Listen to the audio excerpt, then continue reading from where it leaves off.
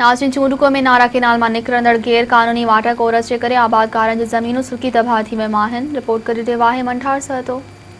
नाज़रीन असां मौजूद आहियूं तजल भरिसां नारा केनाल में निकिरंदड़ गैर कानूनी जेके वाटर आहिनि उन जे करे ज़मीनूं सेक बणिजी वियूं आहिनि। हिकु ताज़ी बरसाति जे करे इलाही फसलुनि खे नुक़सानु थियो आहे। रहंदो जेको नारा केनाल मां गैर कानूनी हिकिड़ा वाह कढिया विया आहिनि उन जे ख़िलाफ़ अॼु आबादकारनि एहतिजाज कयो आहे। अचो त उन्हनि खां पुछूं त उन्हनि जो छा चवणु आहे। हीउ जेको नारा केनाल मां गैर कानूनी वाटर निकिरे थो उन जे करे तव्हांजो केॾो नुक़सानु थिए थो? जेको 355 RD खां गैर कानूनी वाटर जो निकिरे थो, जो सोडे खाने पीराणे वारनि किरन कराए डायरेक्ट वाह कढायो आहे, जहाँ वाह ना है दरिया हुआ दरिया के वहे तो पे असांजे फसलनि खे इलाही सारो सैलाब ऐं नुक़सानु आहे। अॻु में बरसाति पई आहे, तंहिंखां बाद में हिन महिल जेको सैलाब ऐं सेक वधी रहियो आहे ऐं हिन महिल जेके कूड़ा कागज़ ठाहिराइनि था इहे असांजूं ज़मीनूं कैनल मीनर ते अॻु में चढ़ियलूं आहिनि। टोटल देह खेड़ाप जूं जेके हिन महिल कूड़ा कागज़ ठाहिराए कूड़ा वाटर जा कागज़ हिन मौक़ी करे लाइ ठाहिराए थो पियो। इहे असांजा हिन महिल हिन खां अॻु में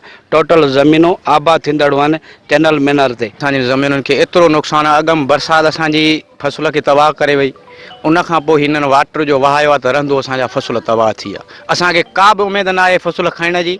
महिरबानी करे इहो वाटर गैर कानूनी आहे, असांखे नुक़सानु थो पुॼाए। जेको वाटर बंदि कयो वञे, अॻु में एच बंदि कयो, सर्वेर एच वॾो मुंशी पुलिस काहे हिते अची वाटर बंदि करायूं। उन खां पोइ वाटर पूरे ट्रैक्टर बंदि करे छॾियऊं। वरी पंहिंजी ॾाढ मुड़सीअ ते सोढो ख़ान ऐं पीराणो ख़ान पंहिंजी ॾाढ मुड़सीअ ते वाटर वहाए गैर कानूनी उहो फसल परावा नुक़सानु था कराइनि पिया।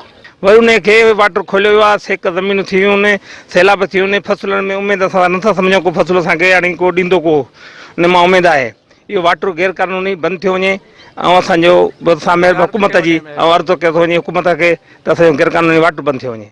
नाज़रीन तव्हां ॻाल्हियूं ॿुधियूं, हीअ जेके ॻोठाणा एहतिजाज कयो आहे इन्हनि जो चवणु आहे त हीअ जेको गैर कानूनी शाख आहे जेका नारे मां थ्रू कढी थी वञे ऐं उन जे करे असांजा फसल जेके आहिनि उहे सुकी तबाह थी विया आहिनि। अॻ ई असां बरसाति जे पाणीअ में जी परेशान आहियूं, पर हीअ SDO कुझु ॾींहं अॻु में हिन वाटर खे बंदि कयो हुयो ऐं हिन वक़्तु उहो बासर सां कुझु चिंद पैसनि ते विकामी ऐं उन वाटर खे ॿीहर खोलियो वियो आहे ऐं उनजो जल्द जेको आहे सो आला अख़्तियारियूं नोटिस वठनि। कैमरामैन अमजद सहतो सां गॾु मंठार सहतो, मेहरान TV चूंडको।